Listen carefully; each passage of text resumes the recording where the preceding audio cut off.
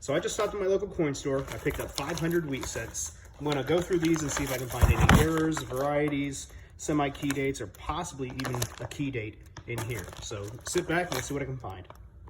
So I've gone through about the first 40 or so coins. I'm going to have them separated by decades. We have teens, 20s, none from the 30s yet, quite a few from the 40s and 50s, and I did find one steel cent, although it's got some really weird plating on it. It looks like they tried making this look like it was copper, but still a pretty cool finding steel cents. I don't get those every single time I buy bulk, so I'll bring you back if I find something else. All right, so I'm back. I did find a few from the 30s. I got another steel cent. I did find a nicer 1952 Denver. It's not nice enough to where I'm going to put it off to the side with my mint state coins, but still nice finding one that still has a little bit of that mint luster on it. I'm not counting, but probably gone through about 100 or so coins, maybe a little bit less, so I still got quite a bit of the bag to go, hoping I can find something good. All right, so I was going through another stack, and I pulled out a Canadian. Notice the date right away, 1949, so that's actually a KG6, King George VI bust on this Canadian cent. So pretty cool seeing that. I don't have a lot of these, so I'll take it. All right, so I've made a little bit more headway, and I'm going through another stack right here, but I've actually got the first good find, a 1915S. Now, there are about 4.8 million of these minted. I think it's considered a semi-key date.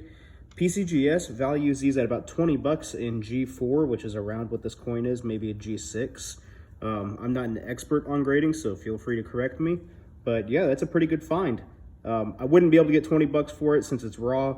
If I were to sell it, I might get somewhere between $8 to $12. But still, pretty good finding a semi-key date in this batch of only 500 coins. All right, so this is a first for me. Going through this little stack right here, and I came across this. A George V from 1929 Canadian cent. There are two varieties for 1929, a high 9 and a low 9. The high 9 is worth more. This is the low 9, the normal design, if you will. Still really cool find. This is actually the only one of these coins I have. And I always forget that they do not have the flipped obverse and reverse. It's going the same direction. But yeah, that's pretty cool. I'm pretty excited about that. So I'll put that over here with the other Canadian that I found. I still have quite a few to go through, so I'll loop you in whenever I find something else good.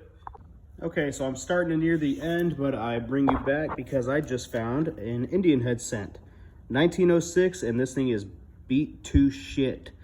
This thing's worth $1 at best, but still pretty cool to find this in a bag of wheats. I also found a memorial cent, so I guess that kind of balances out. So I'll add that up here with the two Canadians that I found, and here's that memorial, which 1960D, not the D over D. So I'll loop you in if I find something else good. So I just found another one of those weird colored steel cents. It looks like somebody's plating these to try to pass them off as copper, which would be a six-figure coin. But real quick, if you don't have a magnet handy, I can show you an easy way to tell the difference between a genuine copper cent or if it's a plated steel cent. So take any copper cent, those were before 1982, some 1982, drop it down, you'll hear a high-pitched ping. Now when I drop this one down, the 1943, it's like just a flat sound. It doesn't have that ping. That's how you can tell right away if you don't have a magnet handy, because these will stick to magnets. So I just thought I would showcase that real quick just to show you a quick little test to do if you ever think that you come across one. Not that I would recommend throwing down a genuine coin that's worth, $250,000, but quick little tip. Okay, well, I'm on the home stretch of coins, and I actually have two finds that were back-to-back in the roll. Another Indian head cent. This one's 1907 with some decent detail. We got full liberty and some pearls and some partial diamonds right there in the headdress. And then this one right here, 1923S. A little under 9 million minted. Anything that's 10 million or under, I collect off to the side. Better date, not worth a ton. I could sell it for maybe just a couple bucks, but still, nice finding another one of those semi-key dates in this bag. So I've only got a few more left to go. I'll go through them and we'll get a wrap up here at the end. Okay, so that's everything hunted. I've got the 40s and 50s all here. A couple stacks of 30s, 20s, and teens. The oldest was a 1910. As far as the notable finds, I did find this right here. It's a 1940 with that wood grain appearance to it. These are called woodies. It doesn't add a lot of premium, but I do collect these. I ended up finding 4 steel cents, those 2 older Canadian cents, those 2 semi-key dates, the 1915S and the 1923S, and then the 2 Indian head cents.